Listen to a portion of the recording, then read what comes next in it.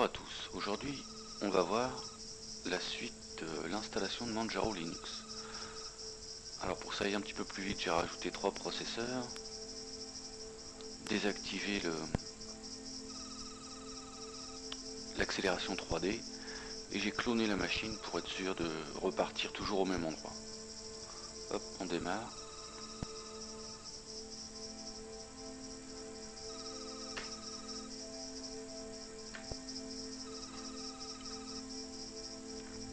Alors voici le deuxième redémarrage après l'installation.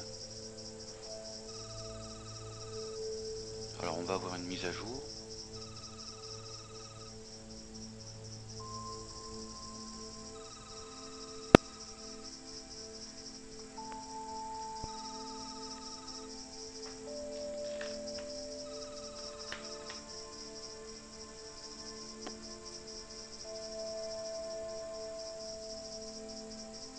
Sur une machine physique c'est un petit peu plus rapide. Même sur mon ordinateur portable qui n'a que 2 cœurs, c'est plus rapide que ça au démarrage. Je pense que c'est la virtualisation qui ralentit le démarrage. Donc on va attendre que Octopi va se lancer.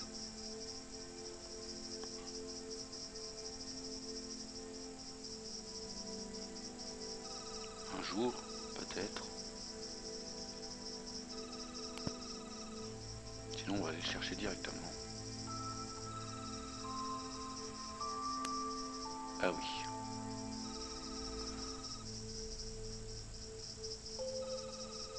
Les paquets linguistiques de toute façon ne s'installeront pas avant la mise à jour. Donc on va procéder à la mise à jour avant. Une fois qu'on a ouvert Octopi, c'est ce petit truc là. Il nous dit qu'il y a 40 logiciels à mettre à jour. Installation. Oui.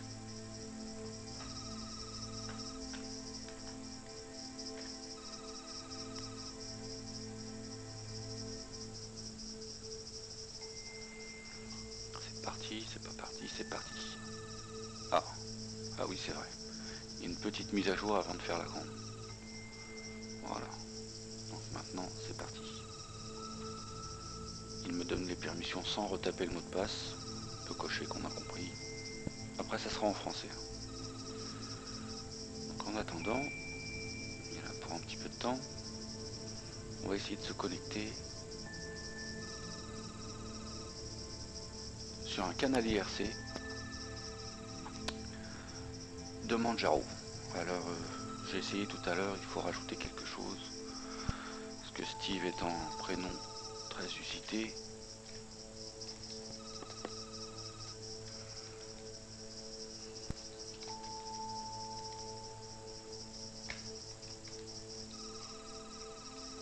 Sinon il va le refuser.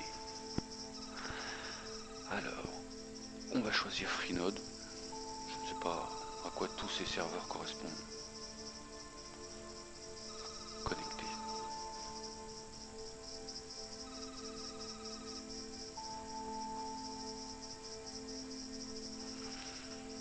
Rejoindre le canal XChat. Non, on n'a pas forcément besoin. Hop.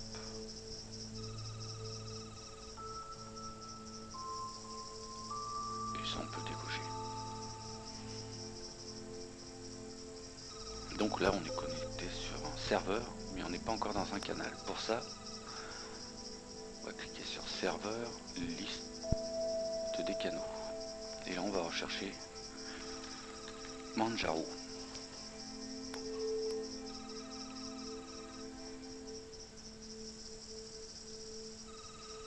Alors on a le canal Deutschland, allemand, OpenRC, je ne sais pas à quoi cela correspond.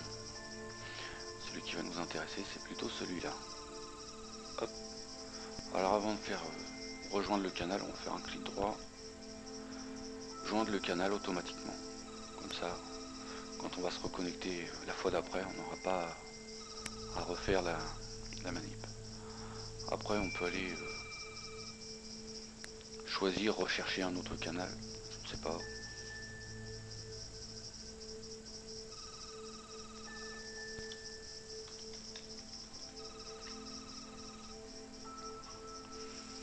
Arch Linux par exemple, qui est voilà, il y a un petit peu plus de monde, il est un petit peu plus actif. Allez, je joins le canal automatiquement.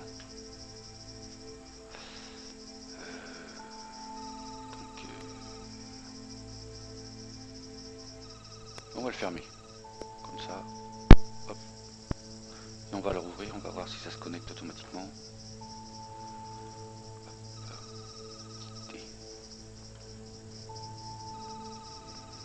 Donc une fois ces petits réglages faits,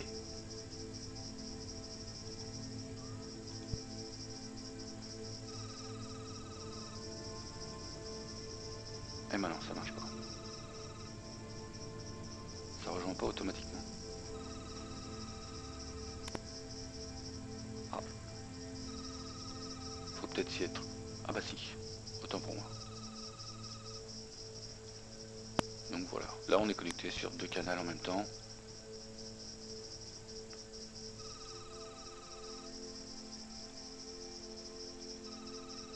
On va dire bonjour par politesse, c'est toujours mieux.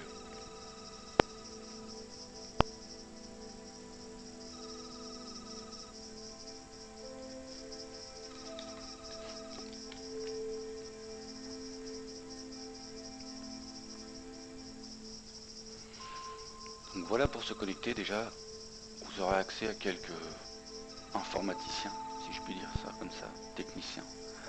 Au cas où vous auriez des problèmes que j'aurais pas évoqués, vous pouvez leur poser des questions.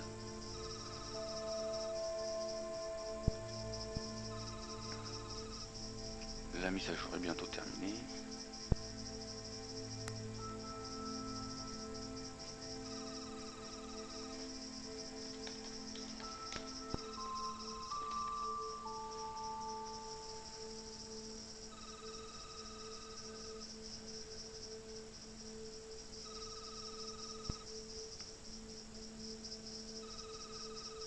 Alors après les mises à jour, je conseille quand même de redémarrer la machine, c'est toujours mieux. On a moins de bugs.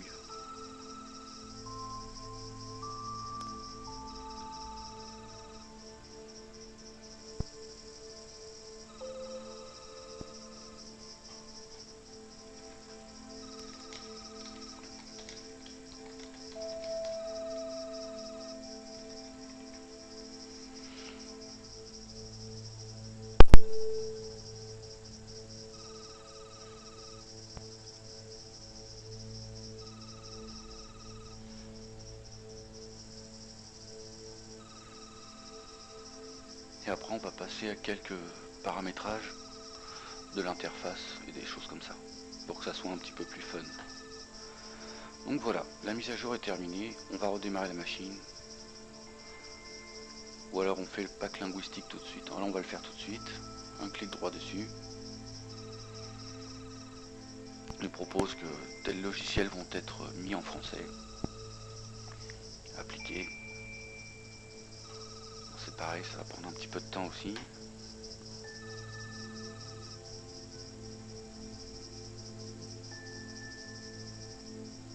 De quoi pourrais-je vous parler? Des terminaux peut-être. D'origine. Il y a celui-ci, qui est livré d'origine avec la suite XFCE. C'est des logiciels qu'on utilise assez souvent sous Linux. Et un éditeur, Mousepad, qui va servir parfois à modifier des fichiers au format texte.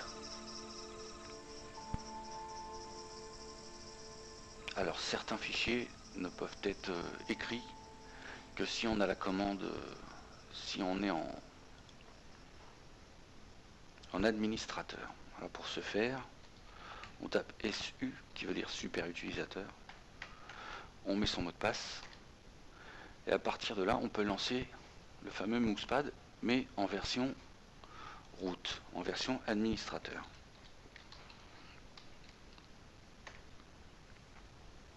Voilà. Il dit qu'il a une petite erreur pour trouver le moteur de thème. c'est pas très grave. Alors ça, on peut, les terminaux, on peut en ouvrir plusieurs. Ah. Ça pose aucun problème. Donc là, on a ouvert un mousepad en utilisateur et là en administrateur. On va redémarrer pour que les mises à jour se collent bien dans le fond de la boîte.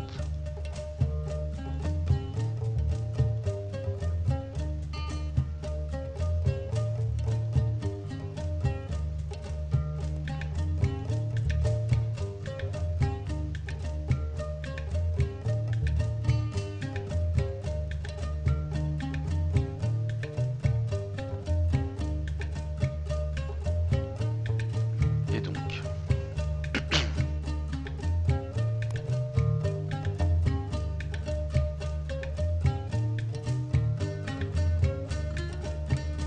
après on va prendre des informations.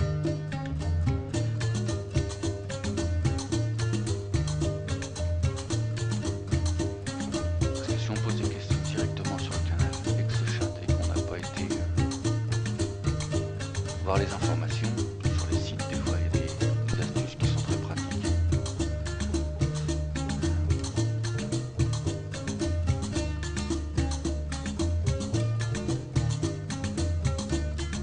Donc pour ce faire, on va installer d'autres navigateurs que Firefox et on va passer de deux manières différentes. La première, la plus simple,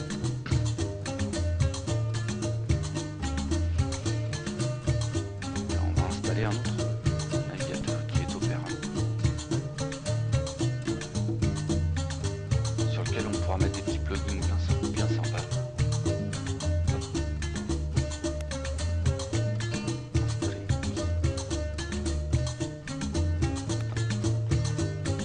Il ne faut pas enfoncer, c'est pas très grave.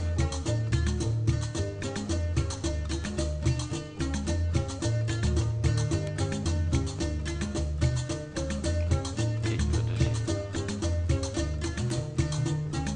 On va attendre. Alors on peut pas installer deux choses en même temps, même si on utilise plusieurs installeurs. Le deuxième, on va l'installer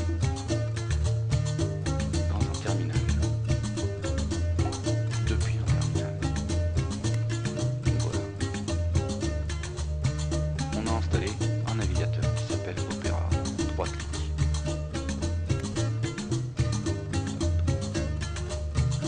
On va installer aussi autre chose en utilisant la commande yaourt. Ça peut faire rire, mais c'est bon.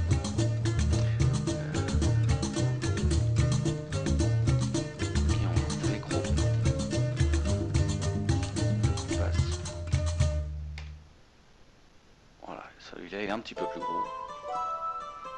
Procéder à l'installation, oui.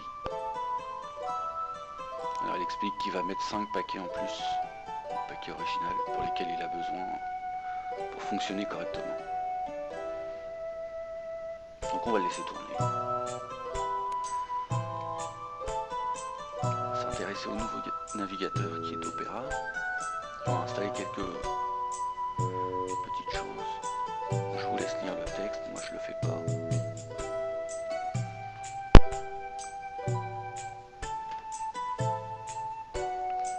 Mais on va styliser un petit peu tout ça.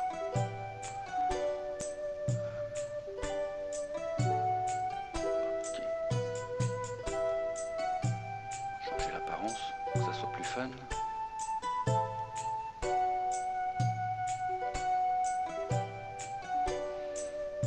Et on va mettre une belle fleur. Et le fait de mettre un thème, ça va squeezer la barre qui est en haut pour donner un peu plus de place. Pour les vignettes.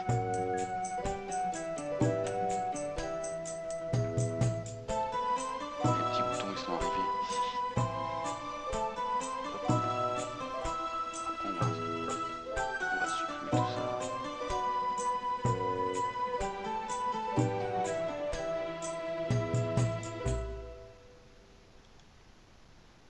Plus vous aurez d'images ici, plus le navigateur va ramer quand vous allez le démarrer, puisqu'il va recharger à chaque fois toutes les petites pages. Donc autant mettre que celles qui sont réellement nécessaires.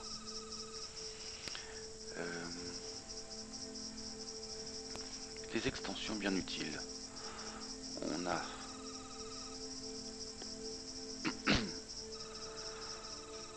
hop, ça y est, Chromium est installé.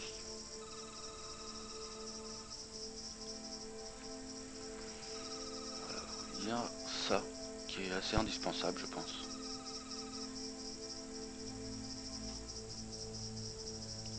Installé.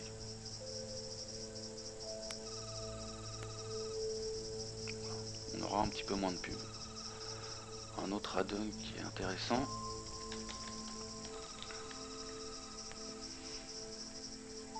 C'est un petit traducteur qui ne traduit pas toute la page à chaque fois. Alors par contre c'est écrit un peu petit. Alors on pourra changer ça plutôt dans les paramètres globaux. D'ailleurs on va le faire tout de suite. On va le faire tout de suite.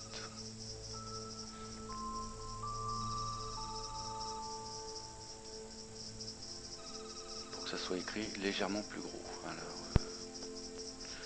est-ce que je vais le retrouver du premier coup?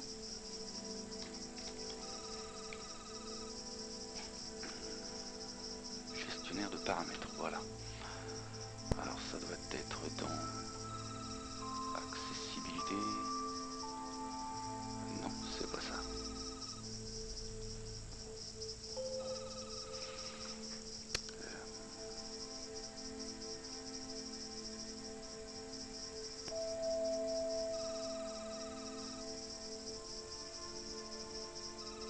Mince.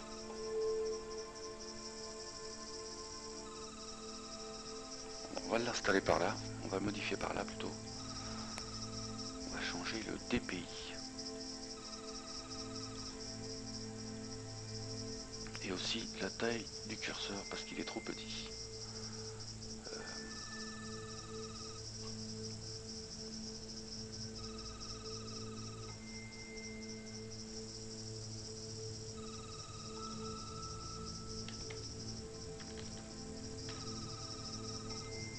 Là, le double clic, je le trouve toujours...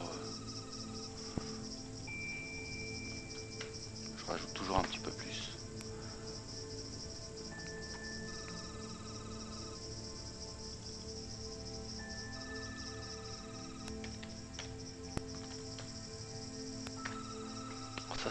Ça prend effet tout de suite, mais ça peut peser des bugs si on redémarre pas pour certaines applications ou les autres applications qui ont été lancées précédemment.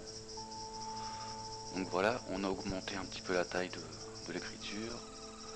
Je cherche la souris, curseur, thème, size, voilà. 64, c'est un peu mieux. Là on la voit mieux. Donc maintenant on a plusieurs navigateurs.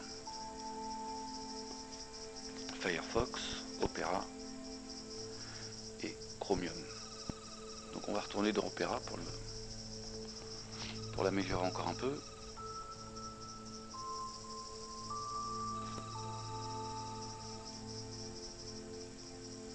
Surtout pour finaliser celui-ci. Parce qu'à la base il traduit en russe mais c'est pas très utile pour les Français. On va mettre français plutôt.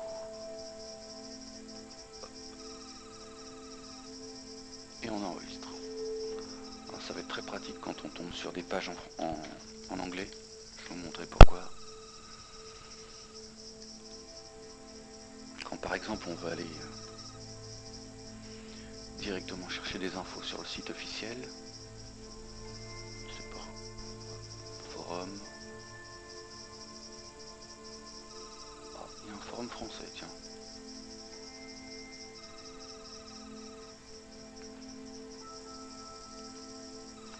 Oui, mais on n'y voit toujours rien. Alors ce qu'on va faire, là, il y a ce petit slider là qui permet d'augmenter la taille. Et moi généralement je le zappe. Personnaliser. Apparence. Et on va cocher déclencher, afficher si nécessaire. Hop. Ok. Et on va par contre le mettre ici.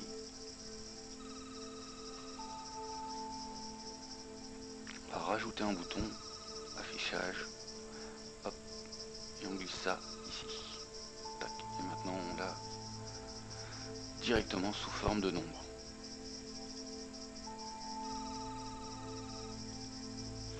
Alors on peut aussi le régler dans les paramètres.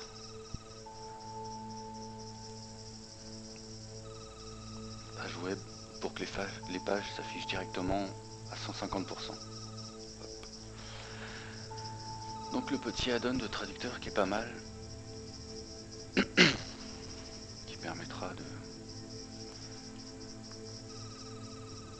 traduire quelque chose directement à la volée. Hop, il met un petite loupe et voilà, ça vous traduit ça en français. C'est bien pratique. Comme ça on n'a pas toute la page, ça met pas trop à plomb, on a juste besoin de la formation.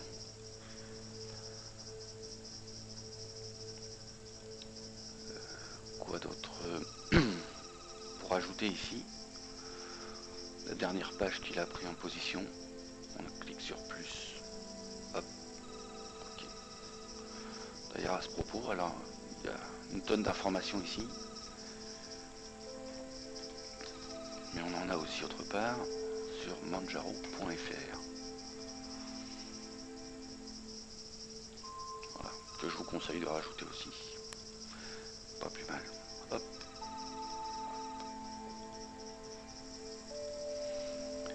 Donc maintenant,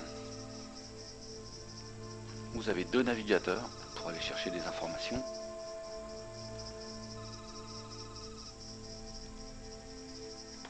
Et un canal IRC sur lequel vous pouvez poser des questions directement si vous aviez vraiment des problèmes particuliers dans lesquels les forums ne répondraient pas.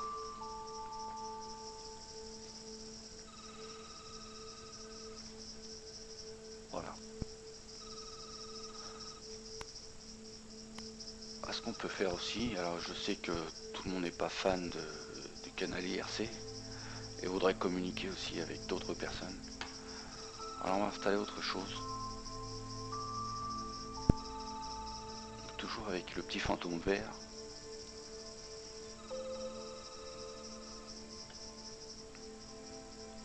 Qui est Skype évidemment.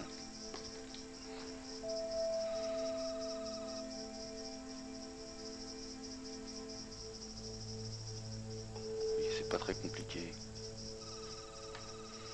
Après il y a un autre client Messenger si je puis dire, qui est Pidgin.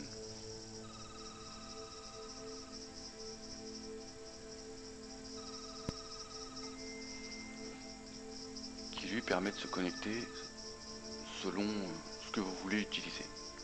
L'ancien MSN, ICQ, Facebook, j'ai toujours eu des petits problèmes avec. Google Talk qui marche très bien, Yahoo. Pas grand chose à faire. Connexion traditionnelle.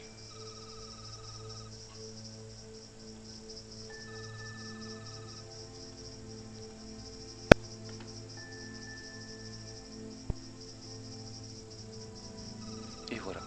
Donc maintenant, vous avez Skype en plus.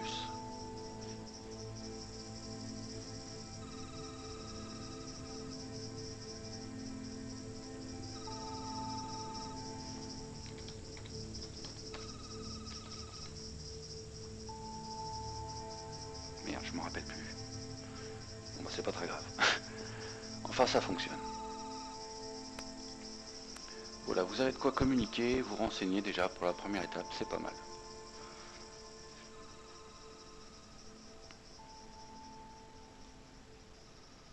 On va éteindre la machine correctement déjà.